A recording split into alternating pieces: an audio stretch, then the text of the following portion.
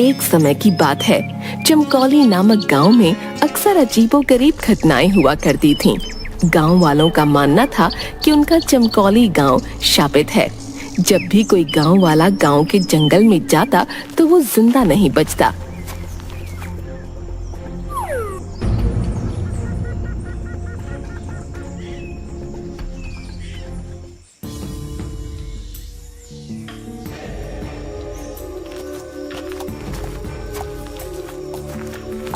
एक दिन गांव का चंदू किसान अपनी गाय के साथ जंगल के रास्ते होते हुए गांव जा रहा था।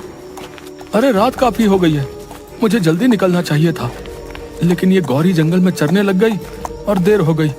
गौरी, अब चल जल्दी से, इस जंगल में बहुत अनहोनी घटनाएं होती रहती हैं।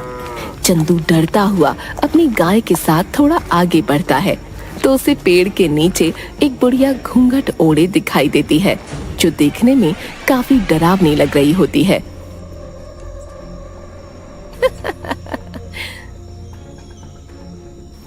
ओह, अच्छा तो तुम आ ही गए।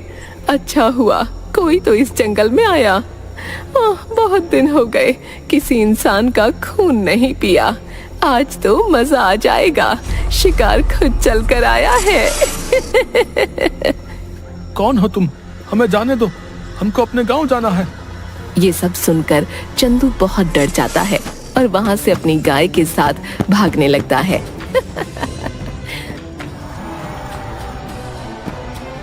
भाग, अरे तेज भाग मेरी गौरी, नहीं तो आज हम दोनों नहीं बच पाएंगे। तभी वो घूंघट वाली बुढ़िया उसके सामने आ जाती है।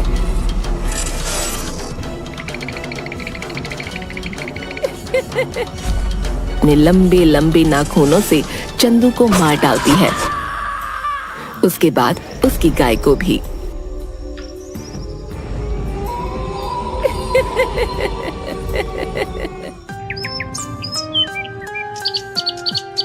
अगली सुबह ये खबर गांव वालों को पता चलती है। गांव के लोग ये जानकर बहुत हैरान हो जाते हैं। अरे भैया सुना है, उस घूंघट वाली बुढ़िया ने कल रात चंदू किसान और उसकी गाय को मार डाला। भैया ये तो अच्छा नहीं हुआ भैया। हाँ भैया, अब तो इस गांव में रहते भी डर लगता है, लेकिन क्या करें भैया, गांव छोड़कर भी तो नहीं जा सकते ना। वो जो जंगल है वो गांव के बीचों बीच ही पड़ता है भैया, आखिर जाए भी तो कहाँ। और ये बोलते हुए वो दोनों बहुत उदास हो जाते हैं। चंदू के मरने की खबर उसके घर पहुंचती है। चंदू किसान का बेटा पप्पू जोर जोर से रो रहा होता है।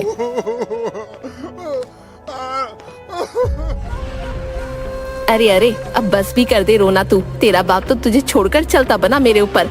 आखिर मैं कहाँ से खिलाऊंगी तुझे रोटी? मेरा तो खुद एक बेटा है और तेरे बाबा जो आज तक एक पैसा भी नहीं जोड़ पाए छोड़ गए तुझे मेरे ऊपर। नहीं नहीं, अब मैं तुझे अपने पास नहीं रख सकती। हाँ, निकल जाए यहाँ से। अरे हाँ माँ, निकालो इसे यहाँ से। पिताजी का सबसे लाडला बना फिरता था, अब आएगा मजा। अरे नहीं नहीं माँ, ऐसा मत कीजिए, मैं आखिर कहाँ जाऊंगा माँ? ऐसा मत कीजिए माँ, पिताजी के बाद अब आप ही मेरा सहारा है माँ। अरे वो सब मैं कुछ नहीं जानती, समझा? तुझे इस घर से जाना ही होगा, जा यहाँ से। जिसके बाद पप्पू वहाँ से बड़े उदास मन से चल देता है।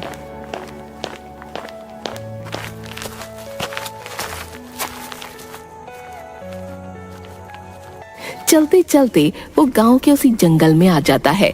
जैसे ही पप्पू अंदर जंगल में जाता है, उसे डरावनी आवाजें सुनाई देने लगती हैं। वो बहुत डर जाता है।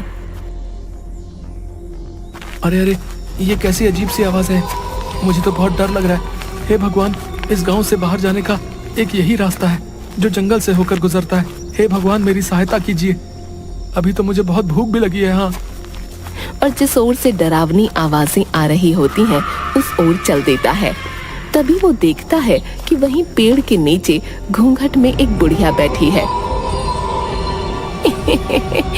आ गया तू, अब मुझे एक नया शिकार मिल गया। उसकी ये बात सुनकर पप्पू काफी डर जाता है। हे भगवान, अब मैं क्या करूं?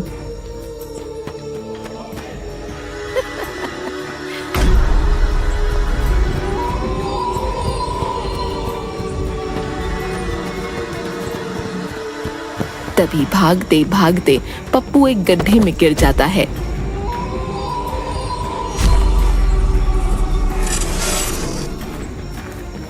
जैसे ही पप्पू उस गड्ढे में गिरता है, वो एक ऐसी जगह पहुंच जाता है जहां बहुत रोशनी होती है। काफी बड़े बड़े पेड़ होते हैं और उन्हीं पेड़ों के पास एक बहुत ही सुंदर नदी होती है। वहां आसपास अलग अलग तरह के पक्षी और जानवर घूम रहे होते हैं। सबको देख पप्पू हैरान रह जाता है। अरे ये मैं कहाँ गया हूँ? ऐसा अजीब सा जंगल तो मैंने कभी नहीं देखा।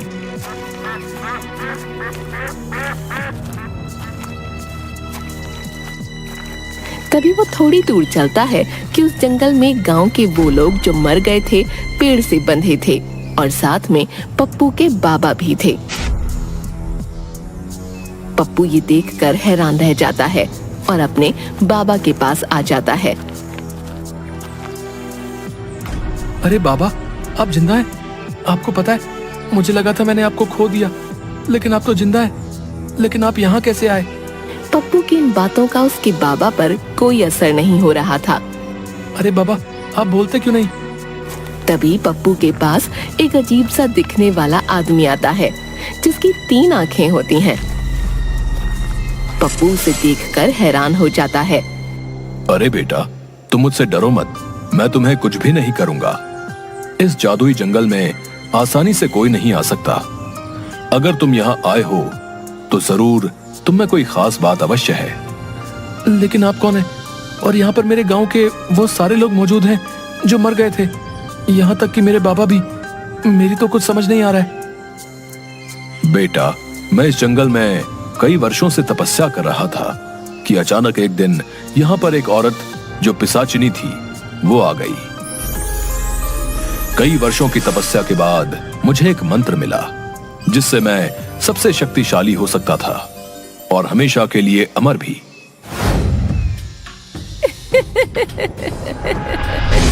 लेकिन इस बात की खबर उस पिशाचिनी को लग गई और यहाँ मुझे मारने आ गई। मैं पिशाचिनी हूँ। मुझे पता चल गया है कि तेरे पास वो जादुई मंत्र है। मुझे वो जादुई मंत्र बता। मैं इस दुनिया में अमर होना चाहती हूँ। उस समय अगर मैं पिशाचिनी को जादुई मंत्र नहीं बताता तो वो मुझे मार डालती, इसलिए मैंने उसे वो जादुई मंत्र बता दिया। लेकिन क्योंकि वो एक पिशाचिनी औरत थी, इसलिए उसे अमर होने के लिए उस जादुई मंत्र के साथ साथ कुछ लोगों के खून की भी जरूरत थी, जिनका खून पीकर वो अमर हो सकती थी। तब से ही पिशाचिनी अपना भेष बदलकर अलग अलग गांव में जाती है और लोगों को मारकर उन्हें यहाँ इस जंगल में ले आती है और उनका सारा खून पी जाती है।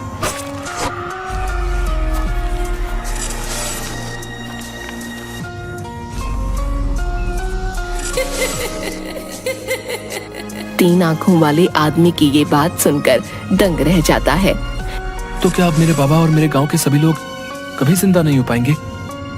बेटा, जिंदा हो सकते हैं, लेकिन इसके लिए तुम्हें एक कठिन राह से गुजरना होगा। वो घूंघट वाली औरत ही पिशाचिनी है जो तुम्हारे गांव के लोगों को मारा करती है। अब बस उसे कुछ ही लोगों के खून की जरूरत है, जिसके बाद वो उस जादुई मंत्र से अमर हो जाएगी। अगर ऐसा हुआ तो तुम कभी भी अपने पिता और बाकी गांव वालों को कभी जिंदा नहीं कर पाओगे। सिर्फ एक ही रास्ता है जो उस घूंघट वाली पिशाचिनी को अमर होने से रोक सकता है, लेकिन राह बहुत कठिन है। मुझे वो राह बताएं। मैं अपने बाबा और गांव वालों को फिर से जिंदा करना चाहता हूँ। बताएं मुझे क्या करना होगा।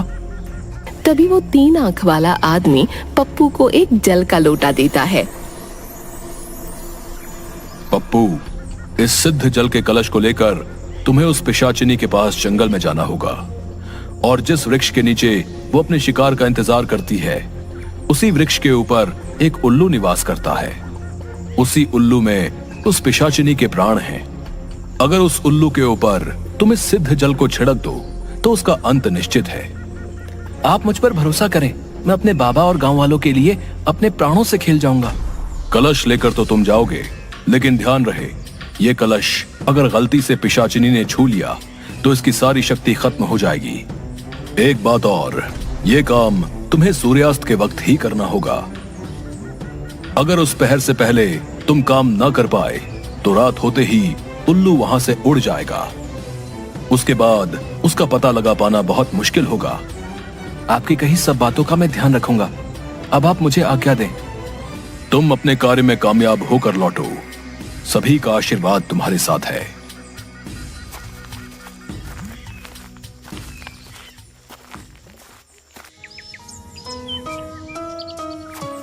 उसके बाद पप्पू जंगल में ठीक उसी जगह सूर्यास्त से पहले पहुंच जाता है। मैं उस पिशाचिनी को किस तरह इस पेड़ के नीचे से हटाऊं? अगर मैं इसके सामने गया तो ये मेरे पीछे पड़ जाएगी और इस कलश को भी तोड़ना चाहेगी। हे भगवान, मेरी मदद करो। तभी उसके सामने उसकी गाय गौरी, जिसको पिशाचिनी ने मार दिया होता है, वो आ जाती है। अरे गौरी, तुम आ गई। हाँ पप्पू, मैं तुम्हारी मदद करने आई हूँ। अब मैं तुम्हारा रूप लेकर पिशाचिनी के सामने जाऊंगी, जिससे वो मेरे पीछे भागेगी। तब तुम पीछे से जाकर उस पेड़ पर बैठे उल्लू पर इस सिद्ध जल को छिड़क देना, जिससे ये पिशाचिनी का अंत हो जाएगा। ठीक है, मैं बिल्कुल वैसे ही करूंगा। उसके बाद गौरी पप्पू का रूप ले लेती है। पिशाचिनी के सामने जाकर, इधर देखो बूढ़ी पिशाचिनी, आओ मेरे पास।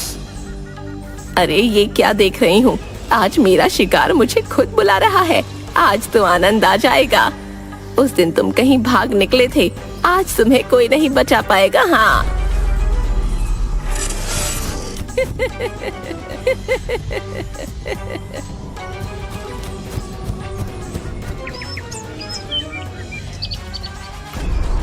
सूर्यास्त होने ही वाला है।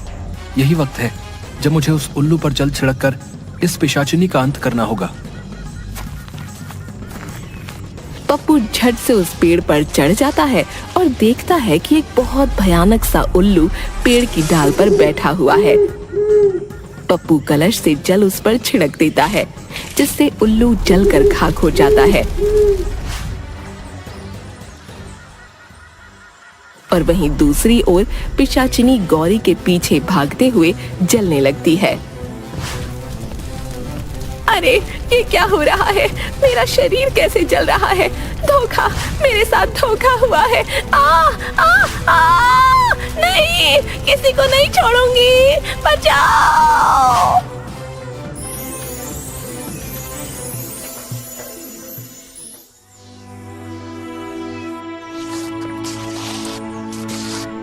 धन्यवाद ईश्वर, मैं इस राक्षसी का अंत करने में सफल हुआ। उसके खत्म होते ही पप्पू के बाबा और सभी गांव वाले उस 3 आंख वाले आदमी के साथ वहां आते हैं, जिन्हें देखकर पप्पू बहुत खुश हो जाता है। अरे बाबा, आप जिंदा हो गए। मेरे प्यारे बाबा, देखो मैं आपको अपने पास फिर से ले आया। हाँ मेरे बच्चे, देख मैं तेरे पास आ गया हूँ। वाह पप्पू, तुम सच में बहुत बहादुर और साहसी हो। तुमने उस पिशाचिनी घूंघट वाली बुढ़िया को हमेशा के लिए मुक्त कर दिया है। अब वो बहुत दूर जा चुकी है। अब तुम्हारा गांव शापित नहीं रहा बेटा। अब किसी भी गांव वाले की मौत नहीं होगी, और ये सब तुम्हारे ही कारण हो पाया है। ये सुनकर वापस जिंदा हुए सारे गांव वाले भी पप्पू का धन्यवाद करने लगते हैं। मुझे माफ कर दो पप्पू, मैंने तुम्हारे साथ बहुत गलत व्यवहार किया। मेरे मन में आपके लिए कोई कड़वाहट नहीं है माँ। देखो पिताजी अब हमारे साथ हैं। हम सब अब साथ रहेंगे। अरे वाह बेटा, तुमने जो हमारे लिए किया वो कोई नहीं कर सकता था। तुम वाकई ही हमारे गांव के नायाब हीरे हो। हाँ, हम तो तुम्हें पाकर धन्य हो गए बेटा।